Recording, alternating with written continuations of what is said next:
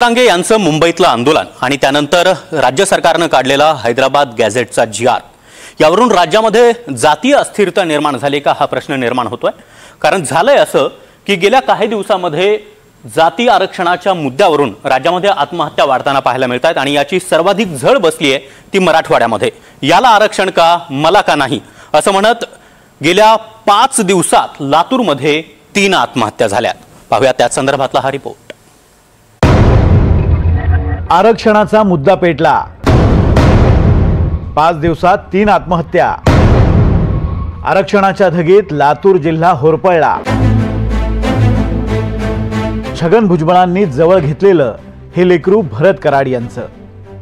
लातूर जिल्ह्यातल्या वांगदरी गावात राहणाऱ्या भरत कराड यांनी आत्महत्या केली। जरांगेंना सरकारनं हैदराबाद गॅजेटचा जी.आर. दिला, त्यानंतर मराठवाड्यात कुणबी प्रमाणपत्र मिळणं सोपं होणार आहे। मात्र मराठा समाजाचा ओबीसी समाजात समावेश झाला तर ओबीसी आरक्षण संपणार या भीतीनं भरत कराड यांनी आत्महत्या केली। मी त्यांच्या कुटुंबामध्ये आहे, आपण पाहू शकता ही कुटुंबाची परिस्थिती आहे। हे घर आहे त्यांचं, 2च खोल्या इथं पाहायला मिळतात आणि मोठ्या संख्येनं हे कुटुंब या ठिकाणी राहत होतं। मात्र ओबीसीचं आरक्षण गेल्याची भीती त्यांच्या मनात होती आणि त्यातूनच त्यांनी आत्महत्येसारखं टोकाचं पाऊल उचलल्याचं बोललं जाते। कुटुंबीय माझ्यासोबत आहेत, हे लहान लहान चिमुकले लेकरं बघा। हे यातील काही मुलं त्यांचे आहेत तर काही मुलं त्यांच्या भावाचे आहेत। सगळे मुलं त्याचे आहेत। हे सगळे मुलं, हे 4 मुलं ज्यांनी आत्महत्या केली भरतने त्यांचे आहेत। माझ्यासोबत कुटुंबीय आहेत। मला सांगा काय नेमकं घडलं, काय झालं होतं काल? ती जसा हैदराबाद गॅजेटचं जे जी.आर. आलता ते तेव्हापासून ती त्याच्या डोक्यात एकच की आपलं ओबीसीचं आरक्षण गेलं, आता आपण काय करायचं, 4 लेकर आहेत, कसे शिकवायचे, कसं हे करायचं, त्याच्या डोक्यात तेवढंच। तर दुसरीकडे लातूर मधल्या अहमदपूर तालुक्यातल्या खंडाळी गावातही एका तरुणानं आत्महत्या केली आहे। मराठा समाजातल्या 27 वर्षांच्या अभिजित सोळंके या तरुणानं गळफास घेत आपलं जीवन संपवलंय। गावात कुणबी प्रमाणपत्र न मिळाल्यानं अभिजित नैराश्यात गेला आणि त्यानं आत्महत्या केल्याचं सांगण्यात येत आहे। त्यानं अहमदपूरला राहत होता व्यवसाय करण्यासाठी, म्हणजे आपले पोट भागवण्यासाठी, आणि समजा अंतरवाली राहू द्या किंवा मुंबईला राहू द्या, त्यानं मोर्चामध्ये सतत धडपड करत होता आणि सतत जात होता।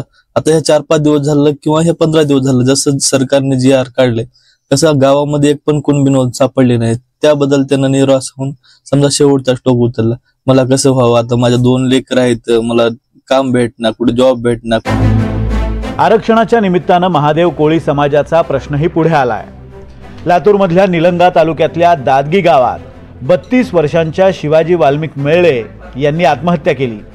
वर्षभरापासून मुलांसाठी महादेव कोळी जात प्रमाणपत्र मिळवण्यासाठी मेळे यांचा अर्ज प्रलंबित होता। महादेव कोळी प्रमाणपत्र न मिळाल्यानं शिष्यवृत्ती आणि शैक्षणिक सुविधा मुलांना मिळत नव्हत्या।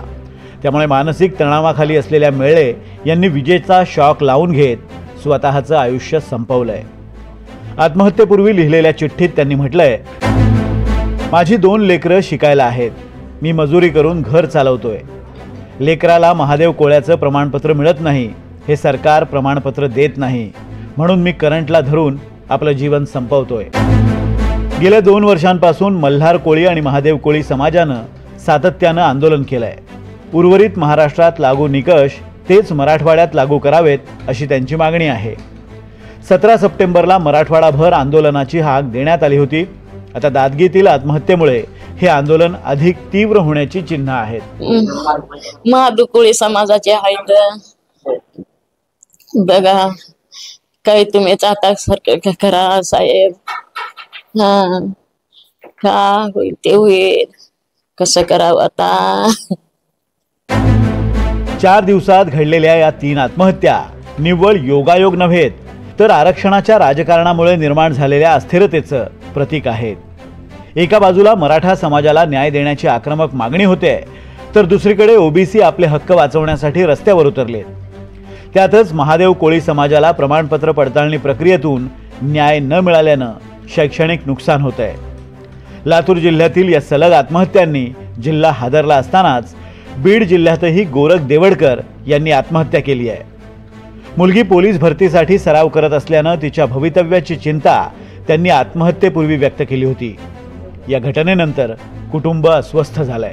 त्यांना सतत हे टेन्शन होते की माझ्या नोकरीचं कसं होईल, मला 5 बहिणी आहेत, 3 बहिणीचे लग्न झाले आणि माझ्या एकटीवरच त्यांचं पूर्ण हे डिपेंड होतं की मी जर नोकरी लागले तर त्यांच्यासाठी काहीतरी करू शकेल. आरक्षणाच्या गुंत्यातून निर्माण झालेली असुरक्षितता, सरकारी निर्णयांबद्दलचा संभ्रम आणि भविष्याबाबतची भीती यामुळे तरुणाई नैराश्याकडे ढकलली जात असल्याचं चित्र आहे.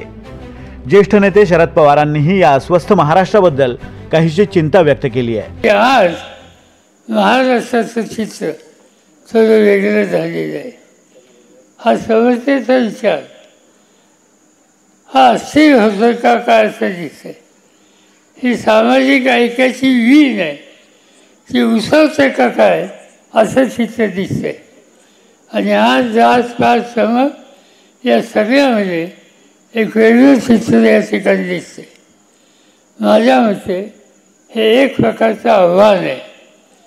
काय वाटेल ते किंमत द्यायची असेल तर किंमत देऊ, पण महाराष्ट्र एकसंघ कसा आहे, महाराष्ट्राच्या सगळ्या जाती धर्माच्या लोकांना एकत्र कसं ठेवता येईल आणि महाराष्ट्राचा लौकिक जो चव्हाण साहेबांनी, जो दादासाहेब गायकवाडांनी यांच्यासारख्या अनेकांनी जो घालून दिलेला होता तो पुढे नेण्याच्यासाठी जे काही करावं लागेल ते करण्याच्यासाठी तुमची माझी सगळ्यांची सिद्धता असली पाहिजे. जरांगेंना GR देताना ओबीसी समाजाच्या आरक्षणाला धक्का लागणार नाही असं सरकार वारंवार सांगतंय. पण हा विश्वास महाराष्ट्रातल्या कानाकोपऱ्यात रुजायला हवा. तसंच एका समाजामुळे दुसऱ्या समाजावर अन्याय होतोय ही भावना बदलावी लागेल. महाराष्ट्राची सामाजिक घडी नीट करण्याचे प्रयत्न सरकारी पातळीवर होतच राहतील, पण तरुणांनो अशी हिंमत हरून चालणार नाही. विष्णू बुर्गे, NDTV मराठी, लातूर.